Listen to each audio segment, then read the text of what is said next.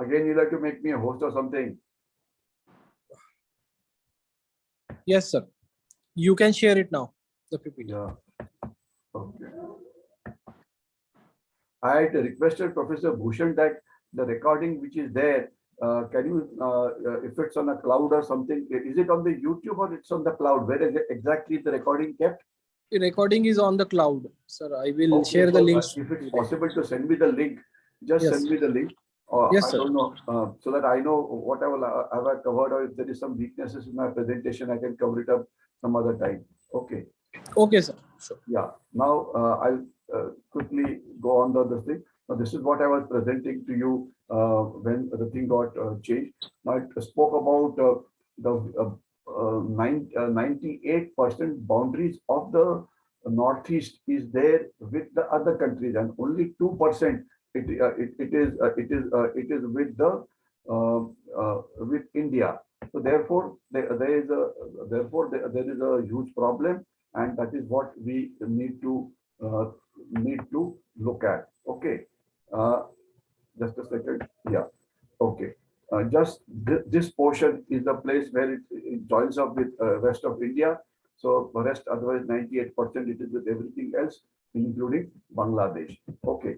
Now, next point that we need to talk about is basically I told you quite a few things, and how the illegal migration increased, how historically the work is to take place, how the border areas now are thickly migrated, and then I spoke about a bit of background as to how the concept of Pakistan came into play.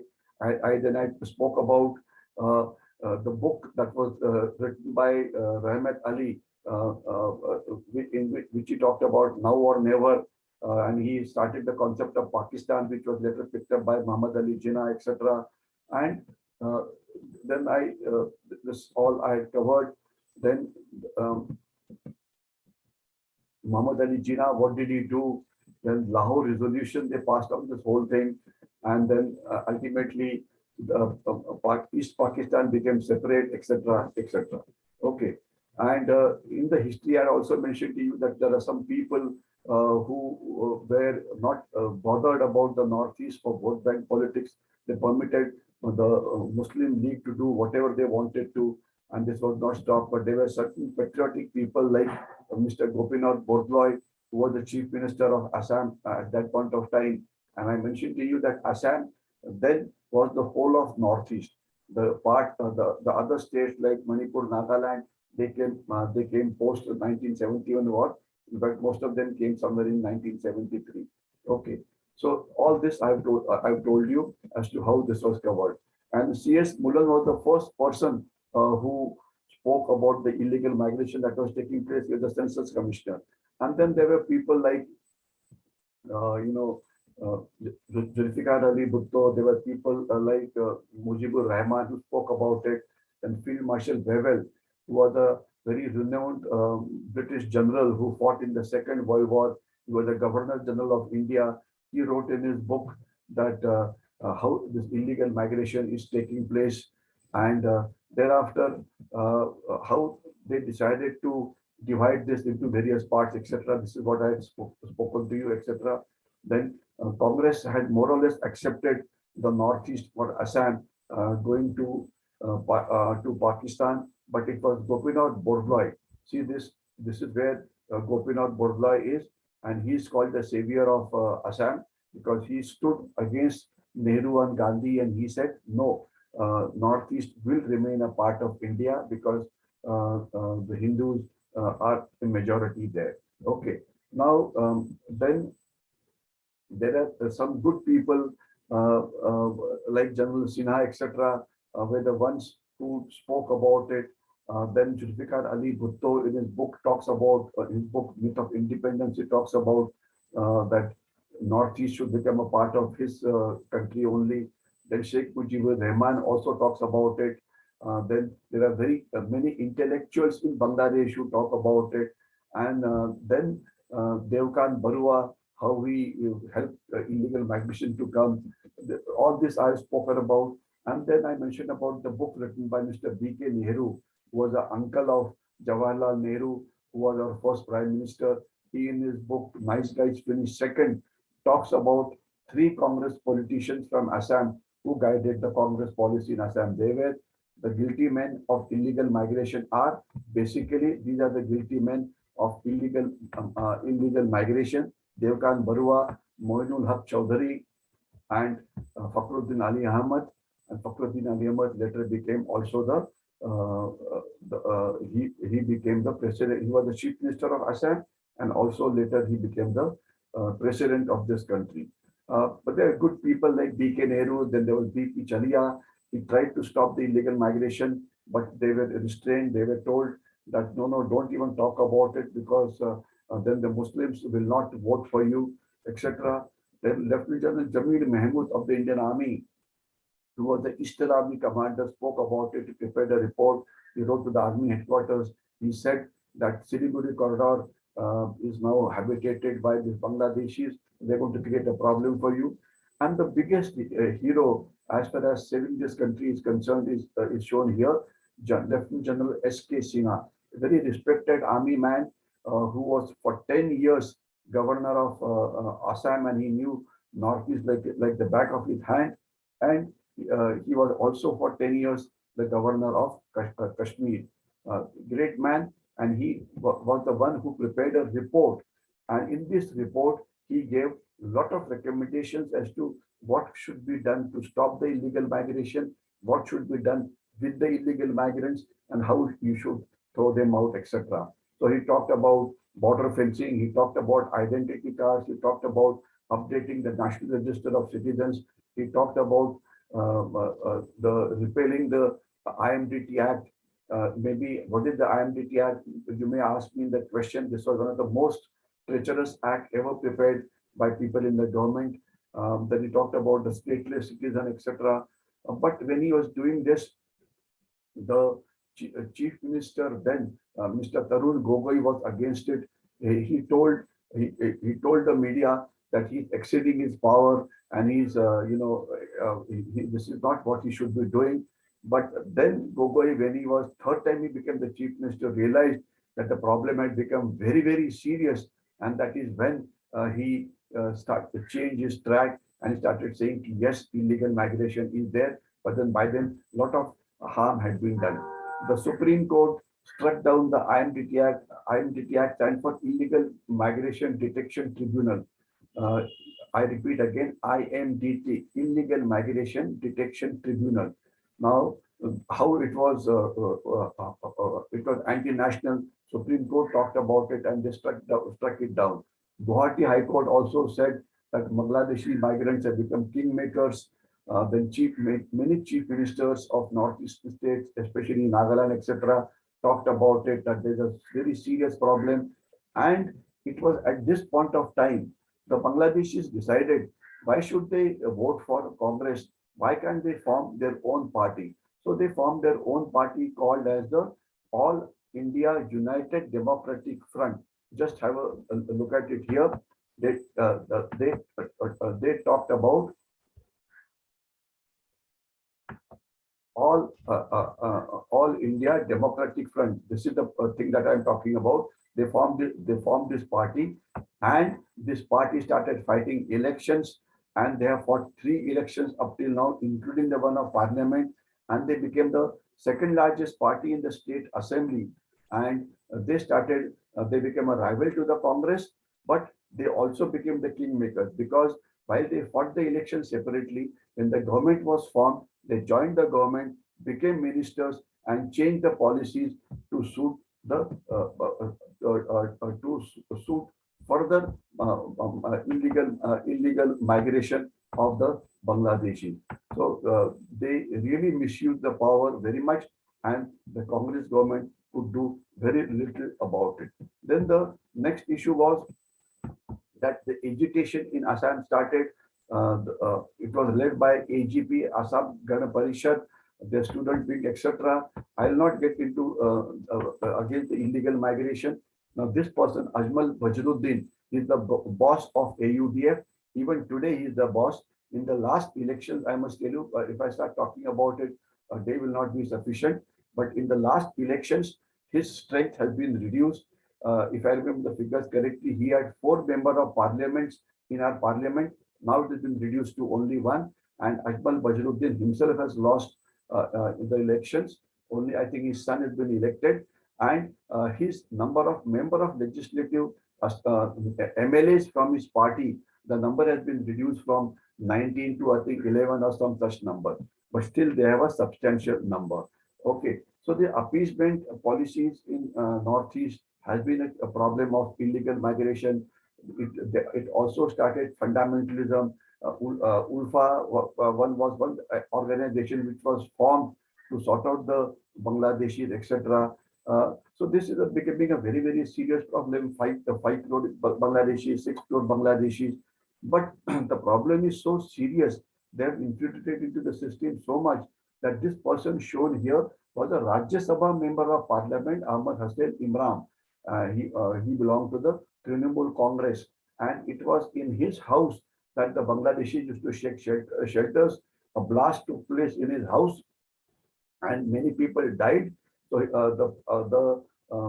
the West Bengal government tried to hide it. They did not let the National Investigation Agency come there. But after 8 days, because of the intervention of the court, the NIA was permitted to come to West Bengal, and still they found so much of explosives there, so much of everything there, that ultimately this gentleman is in the jail right now. And look at it, these illegal Bangladeshis, how powerful have they become that they started throwing stones at people. They bully the policemen, etc. No policeman dares to get into an area in which these people are staying there. The border security force is also scared of them.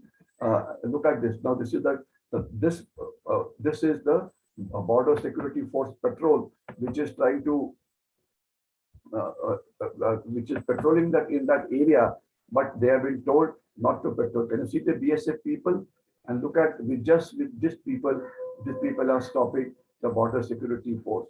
So this is exactly how serious is the whole problem. And even BSF, which is a central armed police force, is not able to do what they're supposed to be doing, and they're scared of them. Now I'll possibly try and show you as to how one BS lot of time they have attacked the BSF patrols, etc. I also must tell you about two other names. Lieutenant General Ajay Singh was another governor of Assam for about 5 years. He also wrote a report on illegal migration. Then we had our the then Chief of Army Staff, General Bikram Singh. He spoke about it. Then General Bipin Rawat, who was the Chief of Defence Staff, he spoke about it. So there are many reports on this particular issue as to how serious is the issue. After the BJP government came into power somewhere in 2014, the present Prime Minister Shri Narendra Modi, he had said that he will go in for a national register of citizens, in start national population register. We will try to detect these people. So therefore, they passed a resolution about 3-4 years back on NRC, NPR, but the whole system in the country went against them, and ultimately, I shouldn't be saying it so crudely, but the BJP got so scared that presently the National Population Register, which had been approved by the Parliament, it is now lying in hibernation. They have not been able to implement it. Only once in a while, the Home Minister keeps on saying, yes, we are determined to implement it. But the basic problem is that they find that, all the opposition parties, all the political parties for vote bank politics will go against them. And again, a violence will start. So it is the scare of violence which is scared the National Population Register from being implemented. So you can see as to how powerful these people have become, how powerful is their support, that even a ruling party which has a majority is not able to implement what they're supposed to. Now, I'll not why is the illegal migration taking place? I'll not get into it too much. You read it; it is very easy to understand. But I think this one particular thing that you must understand what is called as Operation Brahmaputra. The ISI, which is Pakistan's intelligence agency, has been they are the ones who are actually coordinating this, and they were also being helped by the intelligence agencies of the Bangladesh, etc. So this is definitely happening. But what is of more importance is that the government of Bangladesh, which is friendly to us, even they are only they are encouraging the illegal migration because they feel that they don't have enough space. And Bangladesh today is one of the most fertile countries in the in the world. Fertile, I meaning in terms of producing children. Every couple has about 7 to 8 children. So the rate at which their population is increasing, they find it easier to send them to India, and they encourage the people to go there.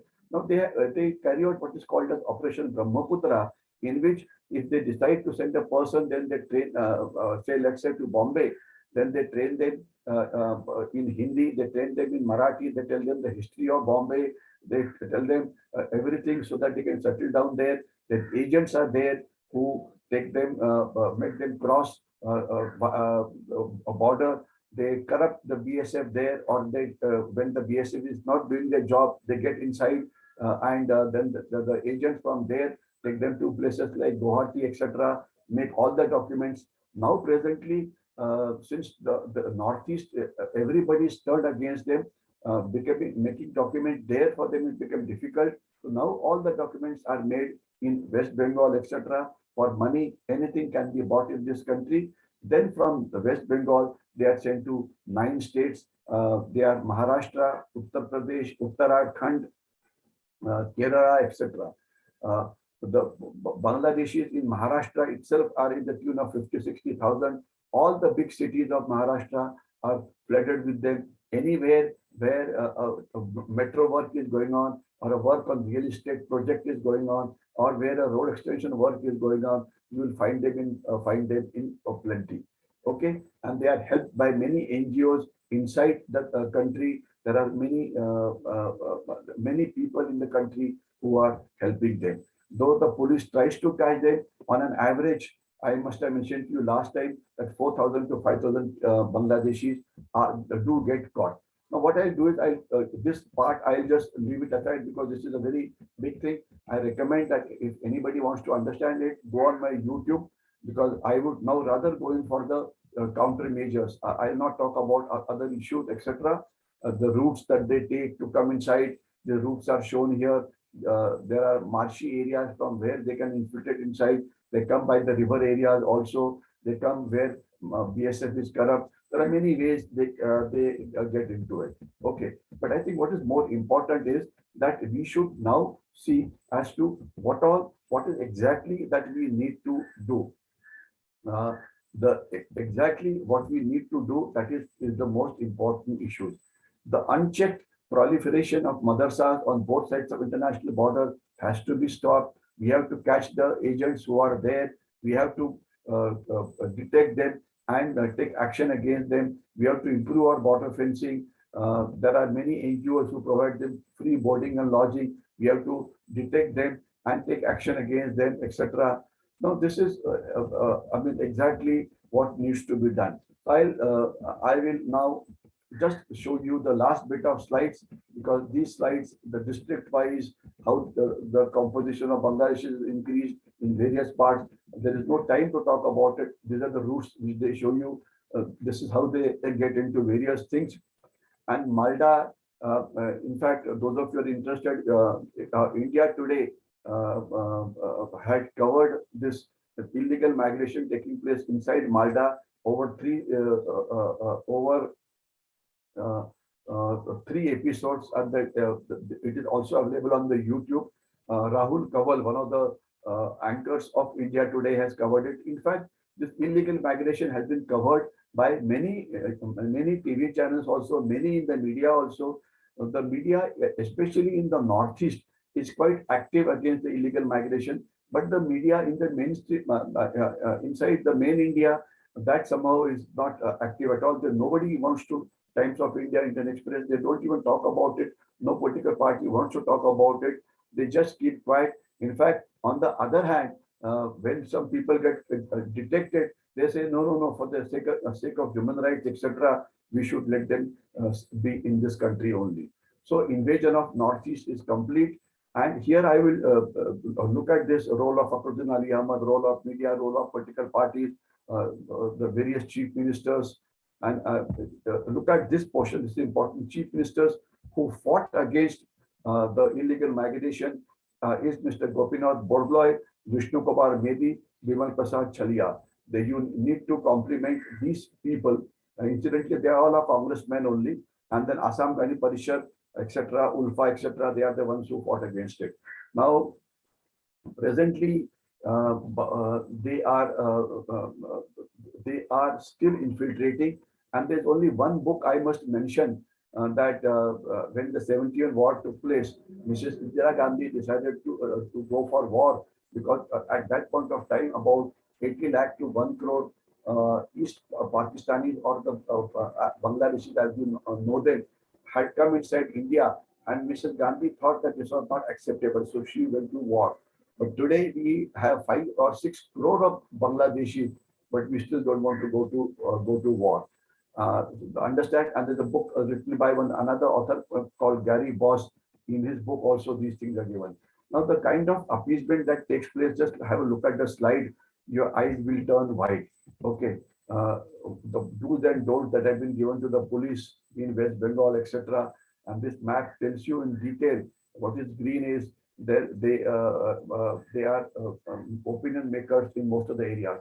Almost in, I think, about more than 50% of the constituencies in West Bengal, the Bangladeshis are opinion makers. I don't want to get into the detailed map now. So what do you do now? That is what is the most important. This also I'll show you very quickly because you need to do something about it. They are going into different areas. Another interesting thing is there are figures that about nearly 15 lakh Bangladeshis came to India on visa and did not or have not gone back. One good thing that the present government has done is that the enclave, which was creating a problem of infiltration, Shri Modi spoke to Mrs. Hasina Wajir, and the border has been straightened out now. So therefore, the enclave that was there has now that easiness of infiltrating into India has been reduced now, and the degree of difficulty has definitely increased. Now they're taking the sea route also. I mentioned about it. Many places the civil administration helped them, the BSF helped them, etc., etc. So these are various things that you can do. You have to take action at United Nations level. This should, there's a protocol of United Nations on this particular issue. You have to take actions at national level. You have to file an FIR. You have to detect them. You have to deport them. Police have to be given additional powers. You have to quickly catch them and deport them to Bangladesh. A lot of cattle also smuggled. This is something which you must understand, that smuggling cattle to Bangladesh is a very roaring business that is taking place. And one wonders how this can take place when the border is being guarded by the BSF. It's a huge business, because the cost of cattle there in Bangladesh is almost about 5 times more than that is there in India. So it's a huge business. So there are many things that you can do: encourage research, catch them, deport them, give them temporary permit, give them make a white paper, sanitize the local administration, stop corruption, political. Tell everybody, tell all political parties that this is an issue of national importance. You just have to be against it. You have to tell the media that keep on focusing, keep on doing investigative stories so that you're able to detect them. You must monitor the voting list of not only Assam, but also the Northeast India. In fact, now I'm sure you know that government of India has said that voters card is not adequate to vote in the coming elections. We have to link up the voters card with your Aadhaar card. So this we'll be able to detect many of them, etc. So if at all in some areas we catch the people until the time we are not able to deport them, we can give them work permit, give them a separate identity card, etc. Identity of the migrants has to be ensured. We have to deny them voting rights. We have to ensure that they don't occupy the government lands, etc. Now look at this. The Bangladeshis killed BSF person, and this is how they are carrying it. I mean, what a shame you get if you get killed there, you know. Okay, one of the reasons for this was I also must mention to you that the last government had said that the BSF will not fire on the Bangladeshi, even if they're crossing the borders, because it is against human rights. But now the government of India has restored the powers of BSF to fire when they are infiltrating. But there are a lot of international agencies which try and put pictures there of people getting killed on the border. So BSF at times gets scared. Madrasa security measures. There are many measures: riverline areas, flood lighting, gaps. In fact, the latest report of the Ministry of Home Affairs is available. I must have mentioned to you in the latest MHA report. Mr. Amit Shah talks about as to he wants to floodlight this area. He wants to increase the density of fencing. He wants to put electronic fence. There are a lot of issues, that lot of things they have been talked. He wants to reduce the gaps, etc.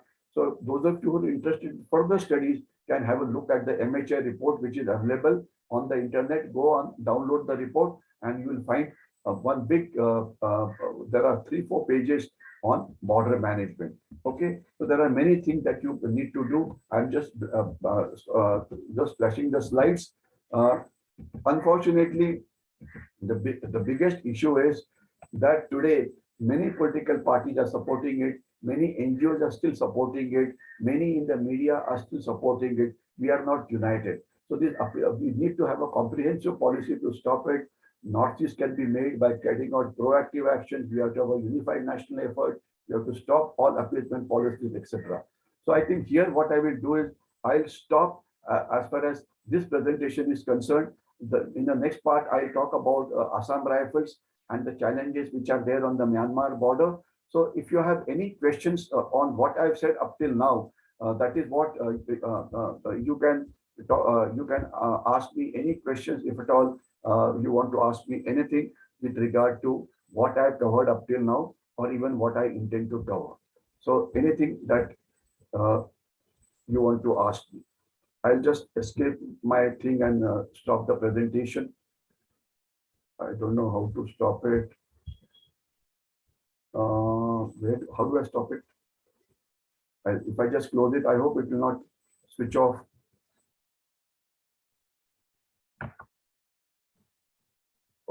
Okay. Okay. Yeah. So any question that on whatever I said up till now? Any question?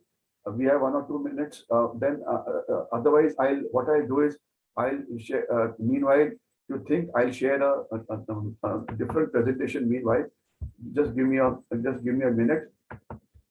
You can think. You can put the questions on the chat box, etc.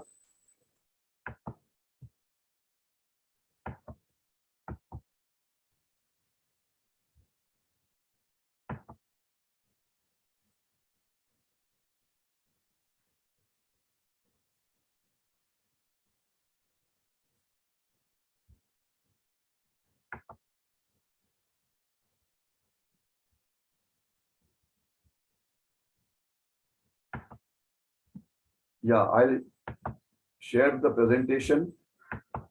Now, what I intend doing is up till now, what I've told you, these are all our what we discussed was the Central Armed Police Forces and their demonstrated performance. Now I'm going to talk about one paramilitary force, that is the Assam Rifle. It is the most important paramilitary force, and I mentioned to you that Assam Rifle is officered by the army, by the Indian Army officers.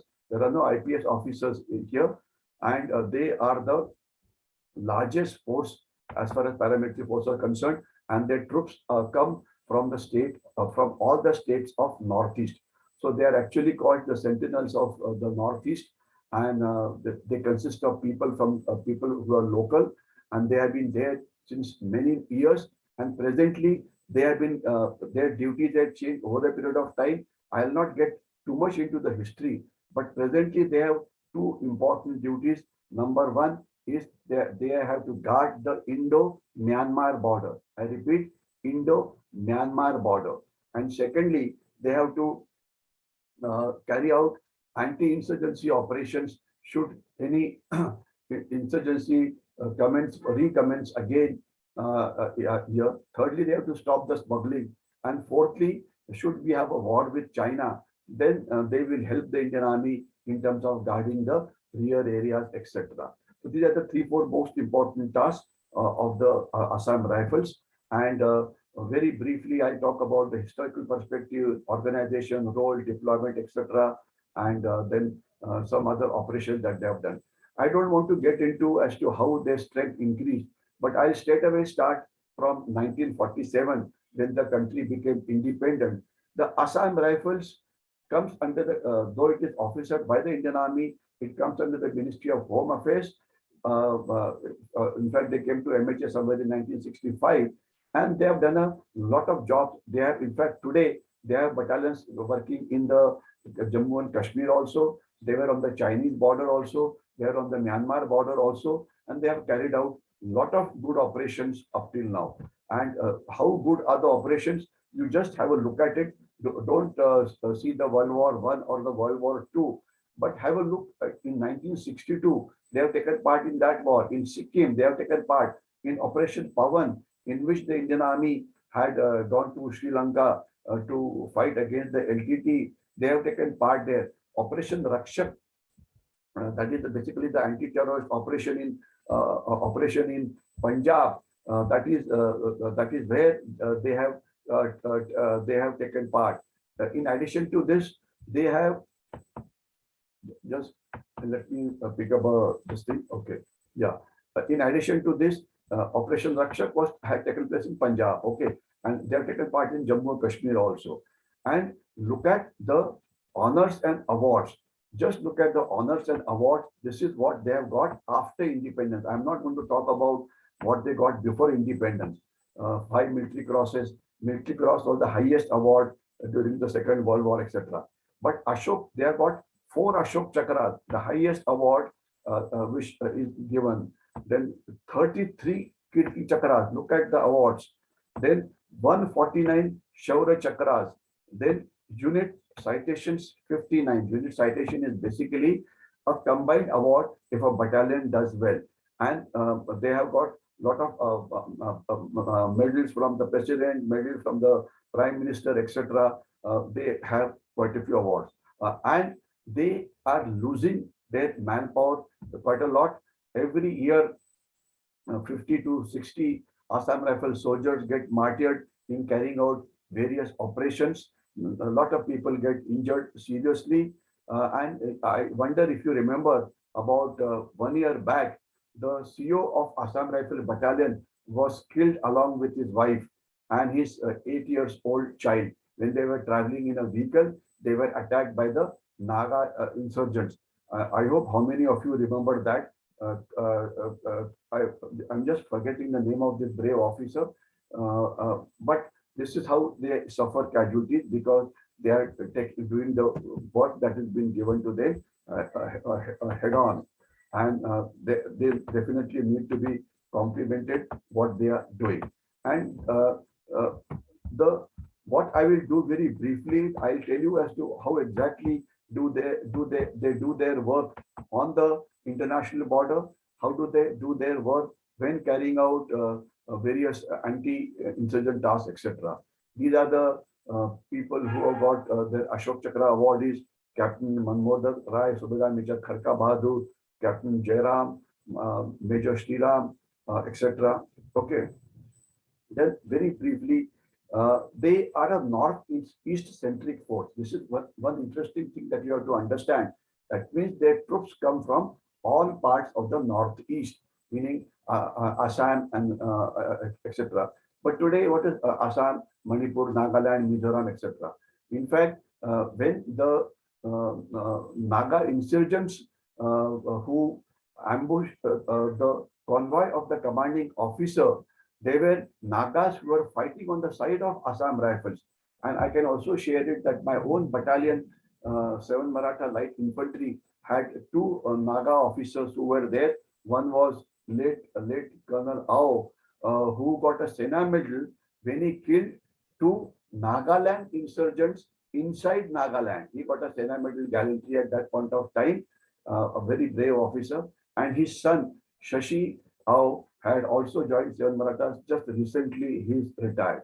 So the Northeast people are there in large number in Assam Rifles and also in the Indian Army. Now they are look at this. They are, if you see my arrow, they're doing border guarding also. They're doing counterinsurgency also. They're involved in also law and order. That means for elections, etc., they are sent all over the place. If there is a problem which cannot be resolved, like recently there's a problem between the police of Assam and Mizoram, if I remember it correctly. Again, Assam Rifle was called, etc. But the senior leadership is only of the Indian Army. Now the area, how difficult it is, infrastructure, how difficult it is. What you have to understand is, as far as the border is concerned with the Myanmar, it is thick jungles. So there are no roads. It is very hot. It is very humid there. There are very few roads that are inside. So therefore, patrolling has to be done only on foot. And a fair amount of migration takes place from the Myanmar border also, not as much as this, but recently, I mean, just to give you a specific example, when there was an unrest in Myanmar, which is still there, almost a lakh of a lakh of people from Myanmar have crossed over into India. Of course, they have been caught and they have been kept inside the camp, because presently, since there is complete chaos inside Myanmar, the people are not willing to go there. So they have been been put in the centralized camp there. So this kind of a problem takes place. The good part is it is not illegally. They don't come. They do come illegally, but they are detected and kept under confinement, taken care of by India till the time they are able to go back. But what is more serious here is, presently insurgency is all-time low because of the good work done by Assam Rifles and the Indian Army. But the most important challenge today is of illegal smuggling. Smuggling is a big issue, and smuggling is of two types: gold smuggling and the narcotic smuggling. And unfortunately, smuggling is a way of life in the border areas. One big problem here is, you have a look at it here. I'll just try and show this to you, because this you need to understand as to what are the challenges here. There's a thing called free movement regime along the Indo-Myanmar border. Free movement regime. Now, very briefly, this is very, very important. I hope you have noted what I'm trying to say. I'm talking about this portion, free movement regime. What does free movement regime means? As per the traditional arrangement that was there, the border between India and Myanmar, though it is demarcated, but the point is, people on both the sides are allowed to go inside each other's area up to 15 kilometers. I repeat, 15 kilometers, which means people from Myanmar are allowed to come into our areas, into our states for 15 kilometers. The reason is, the tribes which are there on the Indian side, the Mizos and the Nagas, there are Mizos and Nagas and Manipuris on the other side of the border in Myanmar also. So in order to let them meet their families, this free movement was permitted. In earlier, there was, what you have to understand is, since the area is thick jungles, it is not possible to construct a barbed wire fence as we have constructed on the Pakistan border, also on the LOC, and also on the Bangladesh border. No fence here is possible. However, now the movement is being regulated of these people who come inside, and it is not completely free. They have to inform people, they have to inform the police, they have to inform the Assam Rifle. So a lot of control does take place. But illegally, people coming without telling you is still happening. So the challenge of Assam Rifles is, there is no concept of a peace station there. For example, other people from a difficult area, they are posted to peace areas or posted to a less problematic area. This is not the case as far as Assam Rifle is concerned. They are permanently in the peace area.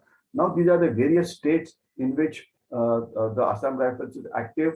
I mean, all these places. I don't want to get into the insurgency part of it because insurgency would be a separate subject. But I have mentioned to you that there is no insurgency in most of the states. Insurgency today is confined to Manipur and Nagaland. In Nagaland also, there is a ceasefire agreement between Indian Army and the NSC and IM and NSC and K, and the agreement and negotiations are taking between these Naga groups who have now been put in one camp inside Nagaland, where they are supposed to stay there only with their weapons, and they are not allowed to go anywhere. The camps are more or less guarded by the from outside by the Assam Rifles. But the negotiations are not proceeding further. There are two most important reasons. One is the Naga groups want an independent flag for Nagaland, which cannot be given, because if that happens, then this will open up a Pandora's box, and every state will start asking for flags, etc., which is not correct. And secondly, they want areas where Nagas are residing in Manipur and in some parts of Assam to join what is called as the Greater Naga Nigam.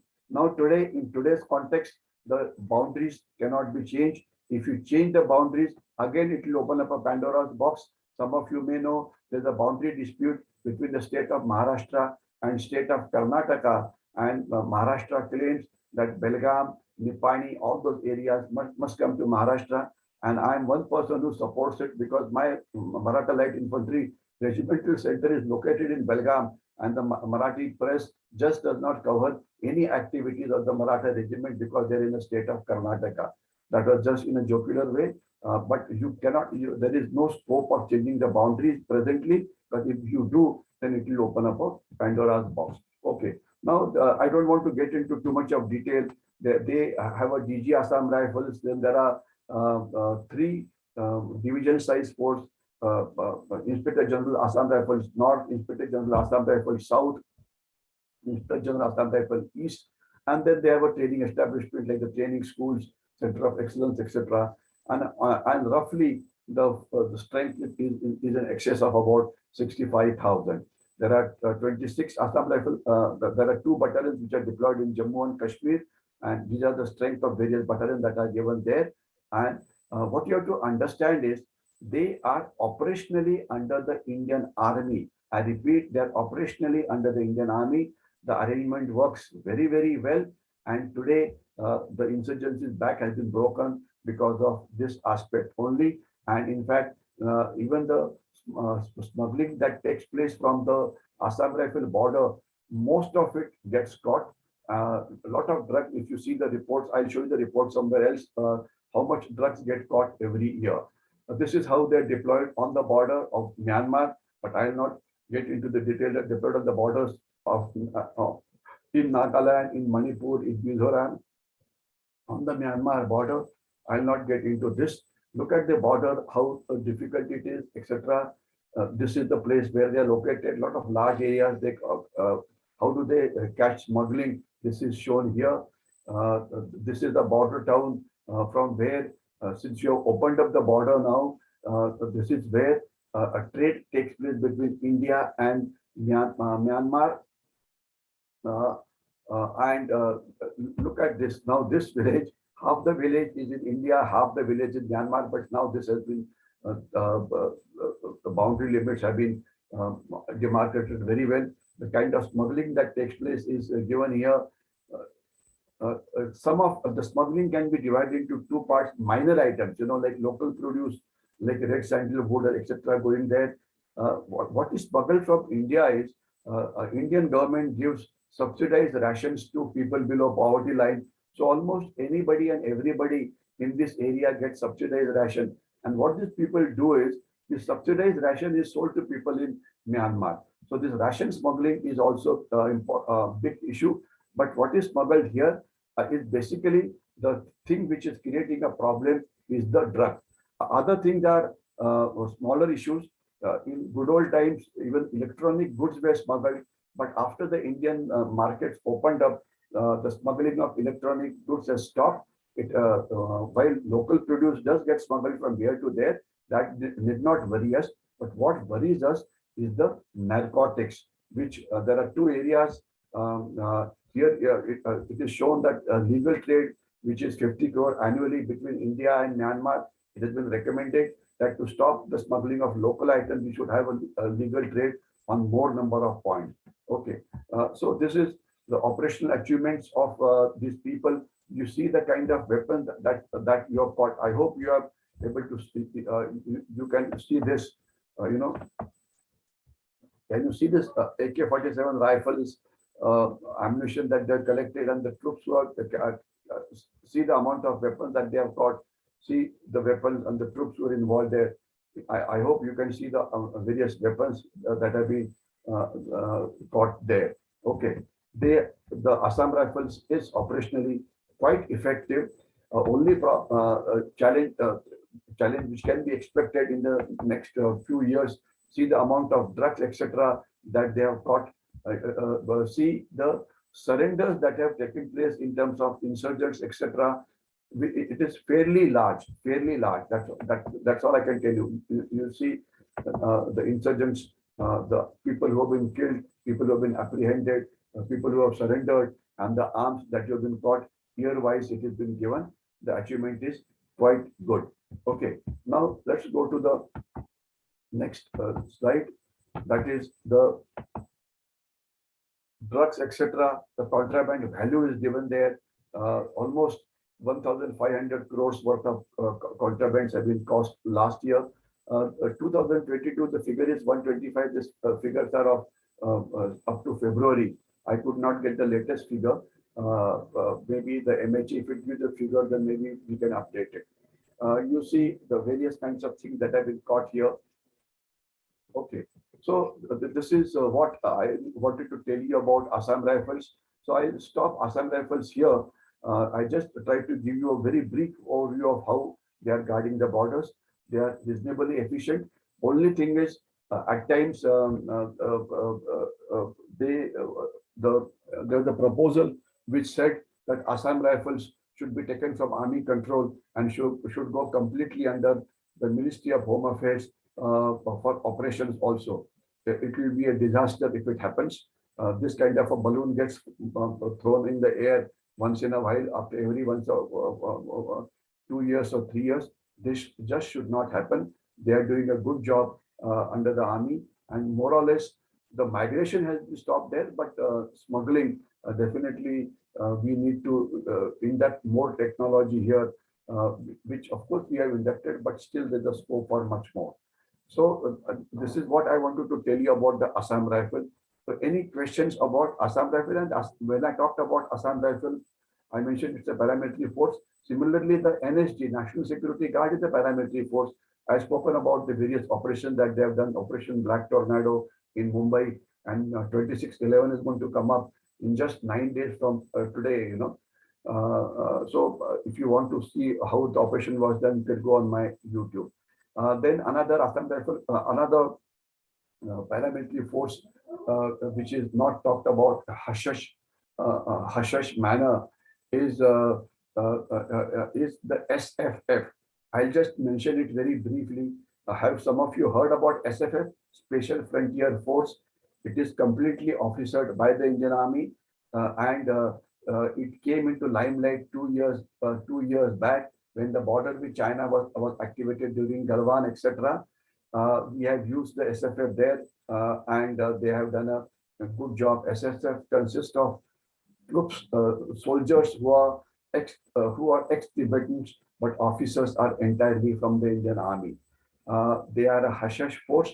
They do a lot of things, and they are a very effective force. And it is one force the Chinese are very scared of, because they feel, since there are Tibetans in this force, the soldiers that is, the Tibetans who are on the side of China may change their loyalties.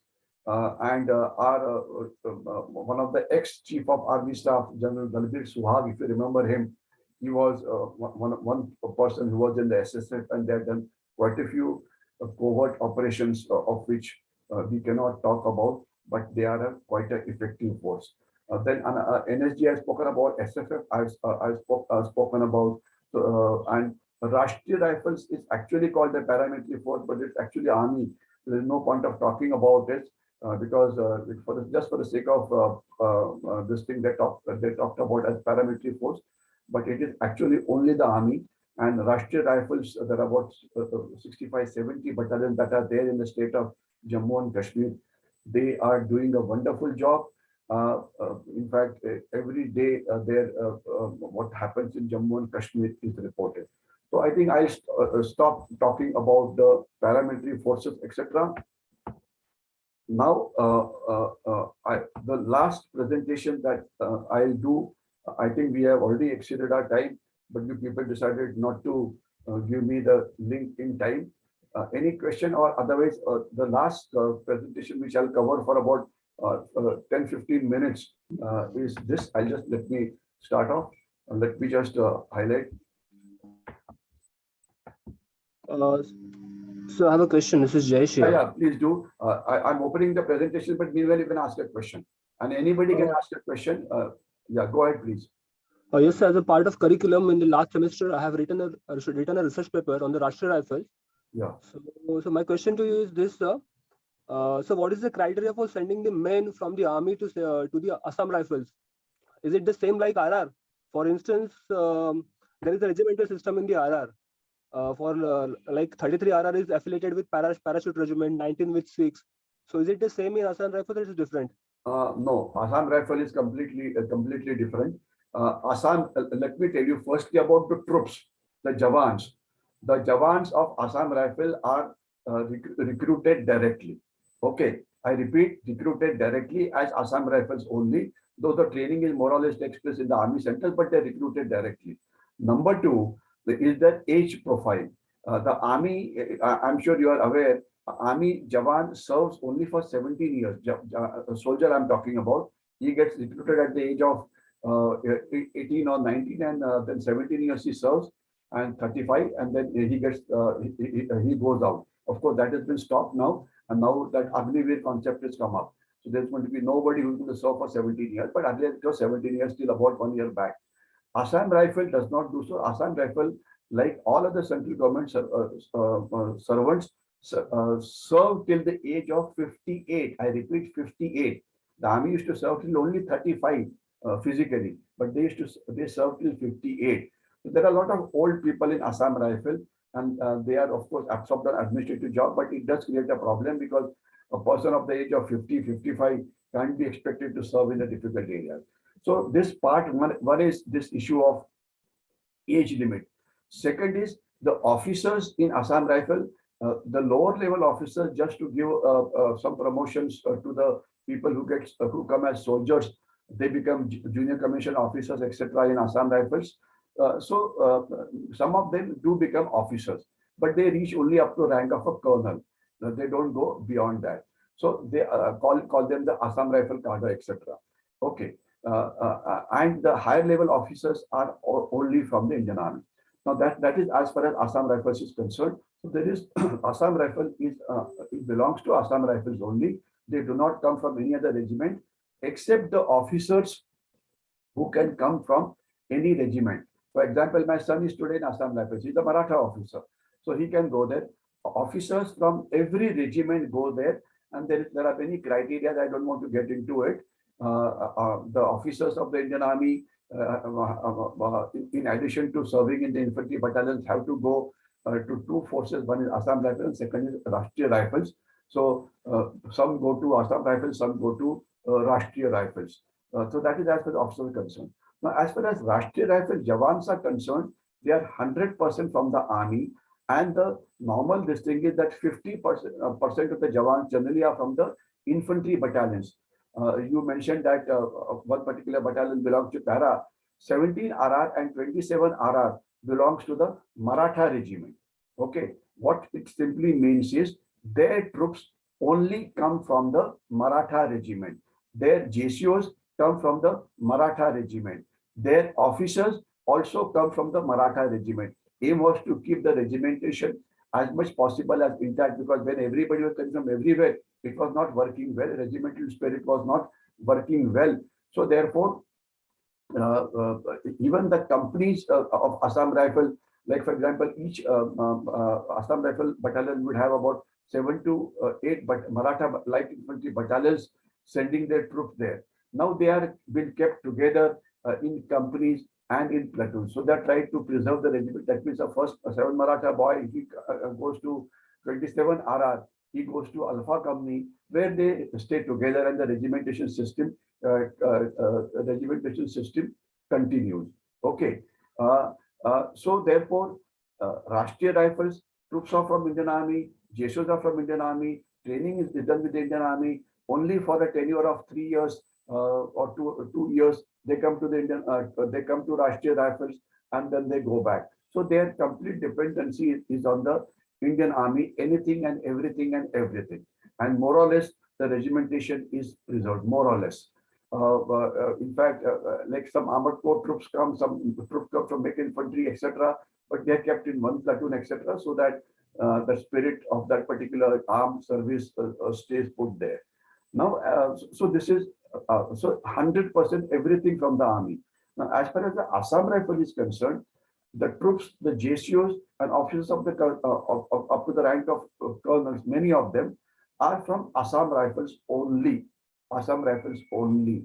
But many officers of the above the rank of majors and lieutenant colonels from Indian Army come into Assam Rifles, which they basically come to become the company commanders there. And the battalion commanders in any case are from the Indian Army, rest everybody is from the Indian Army. So basically that is a small difference that is there. But except the troops which is of completely Assam Rifle cadre and the JSO only from the Assam Rifle cadre, that is the difference as far as Assam Rifles is concerned. Rashtriya Rifles, anything and everything is from the Indian Army based on the regimental system. Yeah. Any other question? Okay, we are already at 12:48. What I'll do is this next 10 minutes, I think I'll cover one of the topics given to me was this, which is a part of this, difference. This thing is decision-making structures at national level. It is actually a theoretical aspect. I mean, I wonder how I can cover it up in the time frame I've given. But nevertheless, I'll start, and then let's see, whenever we finish 15 minutes, then maybe the remainder portion is what I'll cover later. So decision-making level, that is what we're talking about. Now, when we talk of decision-making levels at strategic level, I'm sure, we have the Prime Minister of the country, who's the executive head of the country. Then you have the Ministry of Defense, you have the Ministry of Home Affairs. Ministry of Home Affairs looks after the CAPF, police, etc. The MOD looks after the armed forces, etc. And then you have a cabinet committee for security, cabinet committee for political affairs. So a structure is there. The tree I will show you slightly later. But what has happened is that this decision-making structure, how has it worked over a period of time? And the more important part is it important to change this structure? That is the issue. Now, for example, I'll just tell you the response during 47-48 war. The Prime Minister, when he went to visit the army, when the JNK war was going on, he asked the artillery, why are you firing such big shells on the Pakistanis? Why can't you fire a smaller shell? Why are you causing so many casualties to them? I mean, one has to understand that armies are supposed to kill the opposition army, and you don't use a minimum force there, as is the concept as far as police is concerned, because police is fighting with its own people. So therefore, they use what is called as the minimum force. You use lathi initially, then thereafter fire in the air, then maybe fire for effect, etc. Fire below the belt. But that is not what the armed forces. So the leadership, since it was obsessed with peace, did not even understand as to how to utilize the army. And as far as 62 war is concerned, it's a classic example of how the army should not be used. In fact, there's a very famous presentation available on this in 1961. The then Chief of Army Staff, General Thimayya, he went to the Prime Minister to tell him, sir, I'll give you the presentation on threats that are there to India's national security and how should we counter it. So the moment he started talking, the Prime Minister got very angry. He says, no, I don't want to listen to your presentation. We don't require defense policy. I'll now exact, and this is quoted in the book also, quoted in General Thimayya's book also. He told General Thimayya, we don't require defense policy. We don't require army. Police are good enough to take care of our security needs. There will be no war between India and China. And in the most unlikely event of there being one, I'll be able to resolve the issue at a diplomatic level. So what does this say? Army is not required. Police are good enough. And what you have to understand is, during Panditji's time, you had a war for 1 year with Pakistan, which was fought by conventional forces. We had a war for 4 weeks with Chinese, which was a conventional war. And you would remember that Hyderabad is called a police action, but Hyderabad was liberated by the Indian Army. I'm sure you know about it. Then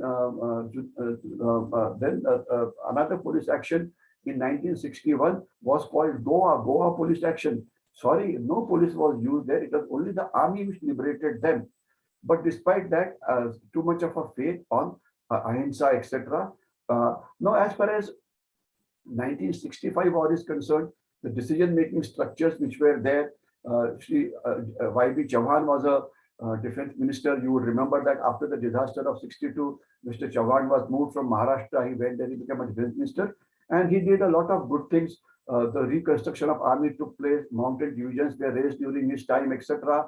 And he was an efficient defense minister. Unfortunately, just before the 71 war, he was removed and Sri Jagjivan Ram became the defense minister. So a credit of fighting the 71 war very well. A lot of it should have gone to the administrative part to Sri Y.B. Chauhan. He did not get his due credit. All the focus was on Mrs. Indira Gandhi, but a lot of reconstruction of Indian Army after the 1962 war was done by Mr. Y.B. Chauhan. But Y.B. Chauhan showed his qualities of leadership during the 65 war when Army said that we need to use the Air Force now because the Pakistani tanks are advancing towards Aknoor.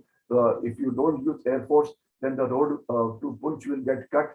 Mr. Y.B. Chauhan said, but I like to ask the parliament, it will take time. The army told him, sorry, you cannot ask these questions. You have to take a decision yourself because the situation is grave.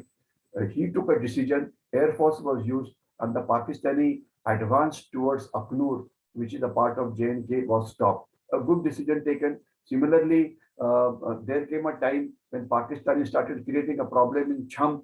Lal Bahadur Shastri, who had just become temporarily a prime minister, he showed his quality of leadership there. And he was told, now if you have to stop Pakistanis in the Cham area, Cham is basically opposite the area of Kashmir, then you have to cross into Pakistan where it hurts them most, that is next in the area of Punjab, that is Indian Punjab, and go towards Lahore because Lahore is barely 15 kilometers from the international border.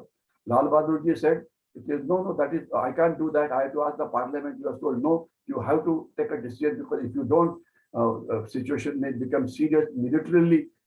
He took a decision. He said, go ahead. And that was the first time Indian Army ever crossed the international border and went into Pakistan. How the Ichogil Canal was crossed, how Lahore was surrendered is a history. Unfortunately, while the leadership was provided good during the wartime, but diplomacy, we failed. Haji Preet Pass was returned. Okay, and unfortunately, Lal Bahadur Shastri ji died in a suspicious condition. There was a latest movie on that called the Tashkent Files. You can have a look at it.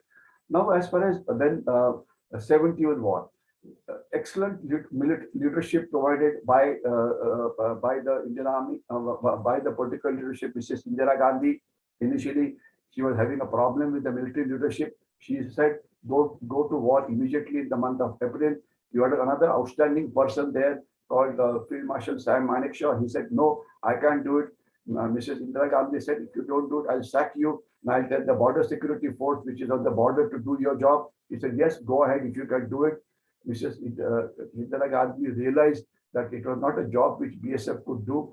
And rest, I'm sure you know that instead of going for a war in April, Field Marshal decided to go for a war in the month of December. 71 war, I had covered it briefly when I had come to you some time back. It was a well fought war, excellent leadership, etc. Okay, everything good about it because of outstanding personalities of Mrs. Indira Gandhi and of course the Field Marshal and many more. Okay, but again, the diplomacy, Mrs. Indira Gandhi thought that let's have a similar agreement, return 94,000 prisoners, thought that Pakistan will become a friend. No, she died in that Khalistani terrorism started by Pakistan in 1984. So we failed during the negotiations on the negotiations table. Kargil war, Atal Bihari Vajpayee was the prime minister at that point of time. They laid an unnecessary condition on Kargil that you will restrict it only to Kargil. Army said, let's open the war elsewhere also because Kargil is a high altitude area. Getting troops ready for a war there takes about 3 to 4 weeks. You have to get additional troops, etc., etc. But this was not allowed. The Indian Army fought with hands tied behind the back, and we lost so many young officers and young soldiers because it was told that war will be confined only to Kargil and we will not carry out offensive actions elsewhere. So that was not a correct decision to take as far as the war was concerned. And of course, again, Atal Bihari Vajpayee also had a faith in too much of faith in Pakistan. He sang a poem. I'm sure if you have heard the poem, he carried out what is called as the Lahore Bus Yatra. He went to Lahore by bus and he sang a poem there. I'll give out a few lines if I remember it correctly. Bharat Pak पड़ोसी साथ साथ रहना है, war करे या युद्ध करे दोनों को ही रहना है, जो हम पे गुजरी बच्चों के संग ना होने देंगे, जंग ना होने देंगे, जंग ना होने देंगे. It was if you see the newspapers of '99 and the editorials written by the newspapers, every newspaper went crazy. Peace around the corner, peace around the corner. Times of India, Indian Express, only the Indian Army kept its head straight. No, peace is not around the corner. The politicians were fooled.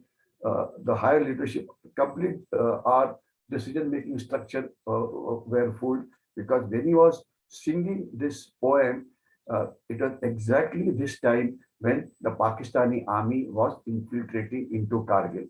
Okay, now if you come to the present thing, China policy will be a separate subject. Initially, we tried to make friends with China. You remember that there were 2-3 meetings with the present Prime Minister with China. Now we have changed the policy and we have adopted a tough policy. Pakistan also, initially, Mr. Modi tried to get him to India, and Nawaz Sharif did come for the swearing-in ceremony in 2014.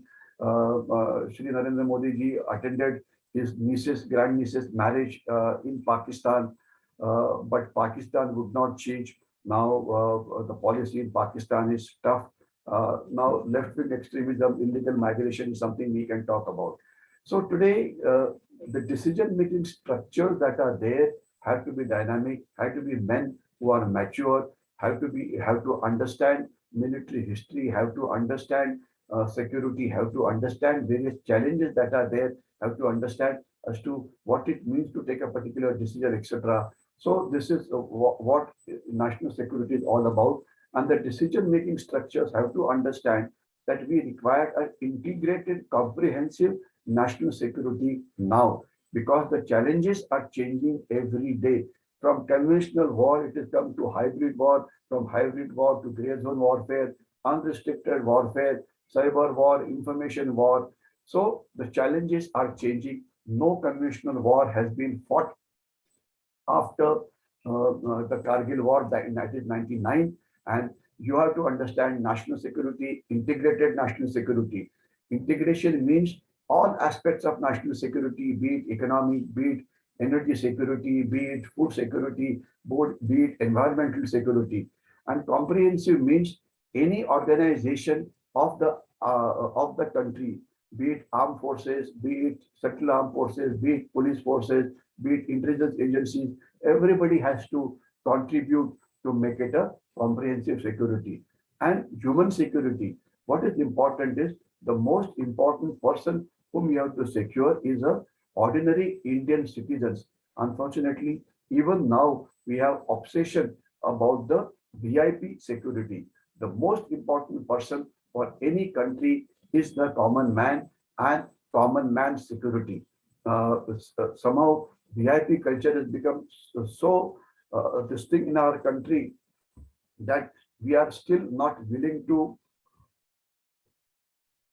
understand that it takes away huge manpower from the police and the central armed police forces to protect so-called threats to the VIPs. The VIPs, unfortunately, are, I mean, they take it as a status symbol, etc.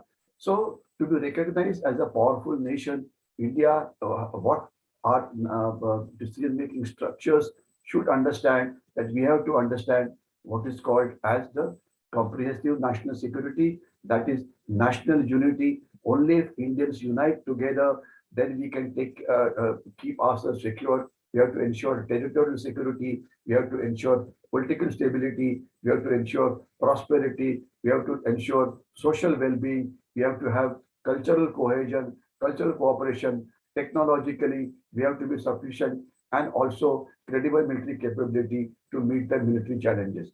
Now, frankly speaking, each of these points which I have covered in exactly 2 minutes, I can speak for next 5 minutes, but we are short of time. So maybe again on this issue, I have spoken. Some of you may know I had spoken on this issue 3-4 times at Chanakya Mandal when they asked me to speak on this. So this is also available on my YouTube. So those of you who want to get into more detail can have a look at it. Look at it on my YouTube.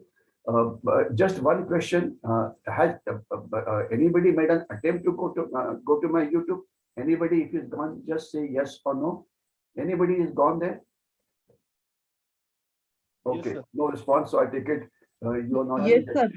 Yes, sir. Who's saying yes, Jayesh? हाँ sir. Acha, Yes, sir. okay. Chalo. Also, I get notifications from you on WhatsApp as well. Acha, okay, wonderful. This topic that I'm talking about today, this also is on my YouTube because it's a very longish thing, so therefore not easy. What I'll do now is I'll stop here, and if there are any questions that you want to ask me, is what we could then take it for about next 3-4 minutes. Any questions? Till then, what I'll do then just flash the slides because one would not be able to speak so much on the time that is available to us. But just have a look at the slides, which maybe invasions, how enemies come to you, various dimensions that are there to the security.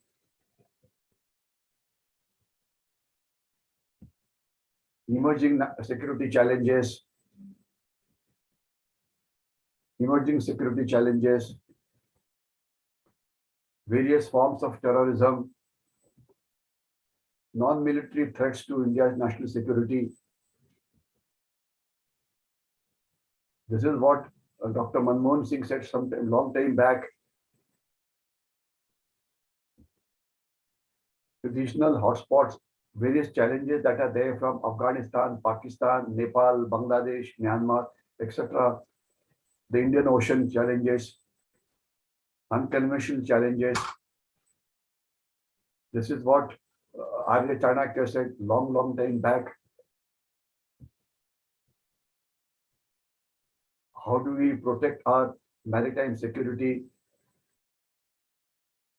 strategic location,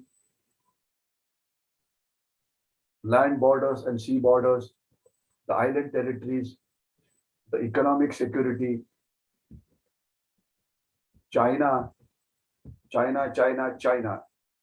Latest, I'm sure you know that ever since Xi has been elected, we are not, not even congratulated him. but in this G20 summit, they just shook hands. Okay, and that is Prime Minister Narendra Modi ji and the Chinese Prime Minister and Xi. Xi is going to create a lot of problems for you in the days to come, and we have told him very, very clearly, till the time you resolve the border issue, till the time those two places where you are still the intrusion is there, till the time you go back, there's going to be no normal relationship with you. And but also remember that we are doing a lot of action as far as China is concerned. But weapons of mass destruction. Day before yesterday only, Poland was complaining that somebody fired a missile on them, and you would remember that there's a very interesting thing that happened. Call it a mistake, call it a gray zone. Air Force was working on the one of the missiles. It was carrying out this maintenance of a missile called BrahMos. It got fired and it went into Pakistan. How many of you know it? You know it? Yes, sir. We BrahMos missile reached Yes, sir. Pakistan, and what happened in Pakistan thereafter? Pakistan went on an alert. They thought that India is going to launch a nuclear attack because BrahMos is a nuclear missile. Of course, on this the nuclear warhead was not there. On this only a dummy warhead was there. Okay, and it was fired by mistake. And the chief of Pakistan's air defense was sacked. The person of Air Force was responsible for air defense. He was sacked. But there's the Army Air Defense and there's the Air Force Air Defense. They was sacked, and Pakistan was really scared like hell. So it showed that how weak is Pakistan's anti-aircraft defense, how weak are their radars, how inefficient they are. Of course, in return, we sacked about 5 Air Force officers. I'm sure you know about it. So a missile that was fired by mistake exposed a lot of gaps in Pakistan's defenses. Okay. Weapon of mass destruction, energy and water security. And energy security, we have managed it very, very well. In fact, as late as yesterday, our foreign minister was talking about it because of the Russian oil that we are getting almost 22 or 23% right now. It is really helping us to subsidize our oil imports, and our prices of oil has not increased despite the fact that Indian crude basket of oil has increased quite a lot. Okay. The water security, in fact, just today, the water, China getting a problem for us, stealing water from Brahmaputra, etc. I have a whole YouTube this thing on India's water security. You can have a look at it because not easy to cover it up. And in fact, in today's Times of India only, there's a on the editorial page, there's a interview with a World Bank official or something. He talks about how China is going to carry out damming of Brahmaputra river in Tibet. Not that he required to tell us, but he's telling to the world also. So the water security is a problem. Want to read it? Please read it on my YouTube. Okay. In fact, what I do is I updated versions of this energy security, water security, etc. I put it up separately because a lot of things have changed ever since I made the last video. Drug traffic is a major problem. How the drugs come into India. Okay. Money laundering is a big problem. Remember one thing, now that we are going to be a president of the G20 for next 1 year, all these issues are being raised. I hope you know that International Terrorism Conference took place. I hope you know about it. You know, International Terrorism Conference took place in India and it took place in Hotel Taj. Why did it take place there? Any idea, anybody? Why did they have a conference on terrorism of United Nations Security Council in Hotel Taj? My question to everybody. Because the food in Taj is good? I'll not tell you the reason. You understand. Okay. And also, I hope you know that in this particular conference, by a video conferencing, they got a person called Baby Moshe. If I taken the name correctly, Moshe was a 2 years old baby or a 1 year old baby who was in that hotel, who was saved by the ayah who was there. And for that, the ayah was given the highest award of Israel. She was the one who saved him. That baby is now 16 years old now. So he also shared his experience in front of the audience in Hotel Taj. Okay. Okay. Cyber terrorism, a separate subject. Okay. The jihadi philosophy, water in J&K, terrorism in J&K, etc. So I think I'll stop here now. And if I stop my complete presentation here. If there is anything that you want to ask me, anything that you want to tell me, what I will recommend is if you're not been able to, if what I said was, I covered a lot of aspects. Maybe you can ask me questions next time also. Maybe you can mull over the presentation by seeing it on the YouTube, etc., and then ask me questions. Also, I would suggest one thing. If I repeat anything, then do tell me, Kisa, it's a repetition. You already spoken about it, so that repetition does not take place, and one is able to cover other aspects of national security. Okay. So this, what I was talking was about decision-making structures as to how did they perform, and what exactly are they. That organization is there in my presentation, which I will cover when I meet you next time. I'm going to meet you now on coming Tuesday and coming Thursday, and maybe if they have time, then one more in between. Okay, and I'll cover up all these topics that have been given to me, which was your semester, which I think gets over on 28th of November or something. Yeah. Any question, anybody? So should I stop? Anybody wants to give any concluding remarks on whatever I have said or not said? Rajas, anything? Rachel, some remarks from you? Deepali? Yes, sir, it was a very Yeah, Rachel. Any remarks?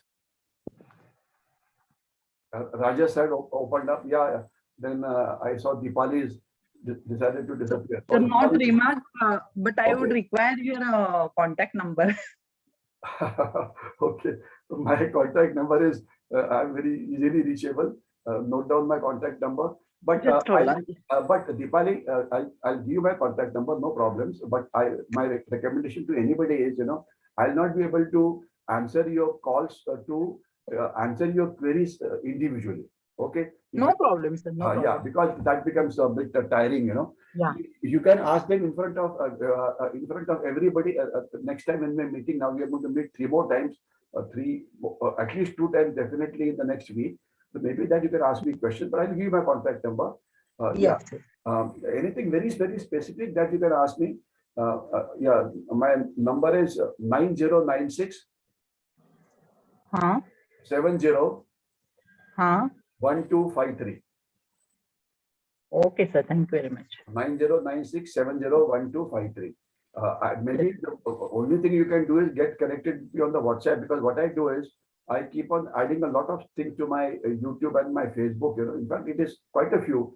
I don't. So I'll send you the link if you're a part of my WhatsApp group. So that way you can on WhatsApp you can get connected. I'm not saying that you don't speak to me. You can speak to me, but answering everybody's question will become that much difficult. So the questions related to national security, you can always ask in the next session when we meet. Okay, but you're Yes, sir. still Thank welcome you. to talk to me. There's no problem. Okay, chalo. Okay then. See you guys. Bye bye. Thank you, sir. Thank you, sir. Bye.